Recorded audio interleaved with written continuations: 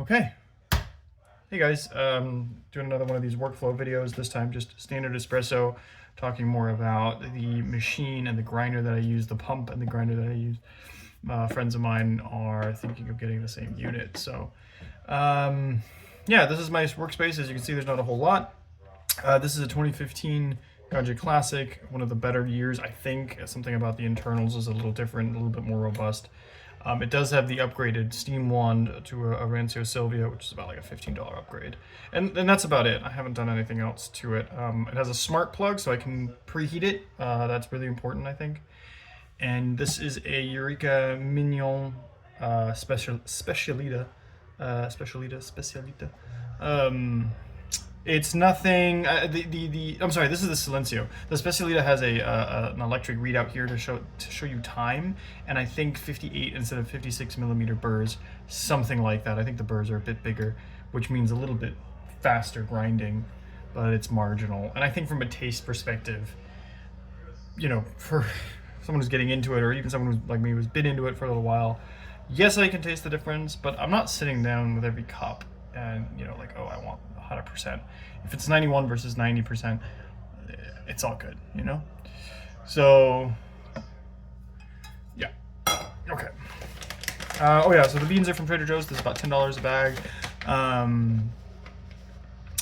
And, which is, you know, it's a nice bag. It's on the medium end of things. Excuse me, they call it a medium, but I would call that, actually this is a particularly dark. That looks odd because look, this is what I got out of this bag, and you can tell the difference there, I think. Right? That's surprising. Actually, usually these, yeah, that smells a hell of a lot darker than usual. Okay, that's pointed actually, so that'll say something. I mean, usually these have been bright. This, what's in here is actually the same, you know, it's the same identical bag. They were bought right next to each other, right? They were one bag apart. You can see the batch is a lot darker. Anyway, that's what we're doing today. So I put that in there, this in here. I like this grinder because I can put a whole bag of this, or almost a whole bag, depending on when I fill up, and just kind of let it sit there. I make about 2, 3, 4 cups a day. I'd say on average about 3. And so this thing lasts me about a week, this hopper, and so about a bag a week, which is, you know, is long enough to lose a little flavor there at the end, because this thing is obviously not in an ideal position. It's not airtight. It's close. Anyway, we'll do that later. So workflow wise, this is actually going to be pretty quick. Let's see, I have a couple of things down here. This guy. No, I don't need that. This and a scale. This is my knock box. And that's really it.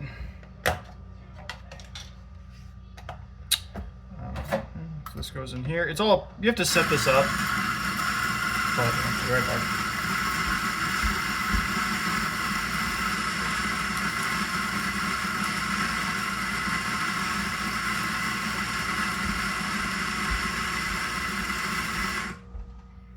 So that's that. It's pretty straightforward. So you don't have to use this tool. So if you're you know, kind of old school, that's perfectly acceptable. You can use, right, just kind of rough. You can use this guy to kind of, you know, I just use it to stir and even things out. I find it a little bit cleaner. It's not that I want this for any reason other than I want something that's a little cleaner than having coffee on my fingers. Here's your tamper. That's my workflow. Just a regular portafilter, no, you know, bottomless. Didn't feel it was necessary. So I like to run the water for a sec, give that a wipe, insert, that's it. Grab my cup. Now, if you're just in a rush in the morning and you don't care and you use the same cup, you can probably just figure out how full roughly you need to get it, and you'll get a cup that's about 90% of the way there, and you're fine. If you want kind of the perfect tasting coffee, which if you like lighter roasts is also a lot more important, But if you do want the perfect tasting coffee, I would recommend a little scale, just so that you can get exactly the ratio that you always get. It's just about consistency.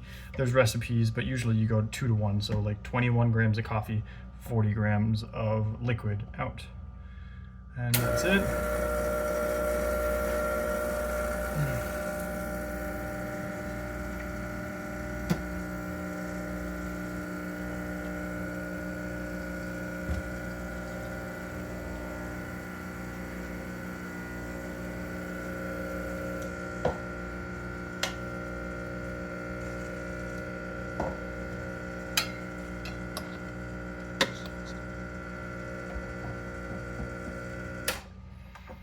No, I turned it off, but yeah, the scale said exactly 40. So I turned it off, and I got about 42, but you know, it's not so important. And that's it, that's my cup done. So now I put it on here, because this is a little hot area, so you can see that's a nice looking cup of coffee there. And then the last thing is just to clean your portafilter. When I first got the machine, I would often leave the portafilter attached and clean it before I made my next cup, and I realized that that would just mean that the portafilter would get a lot more messed up on the inside. There would be more residue, and it just meant more cleaning on the long run, so I stopped doing that. But that's it. That's the whole workflow. Obviously you make a bit of a mess, but you clean that out, I don't know, whenever it gets full, and that's it. And then just, you know, turn it off and you're done, and that's the whole thing.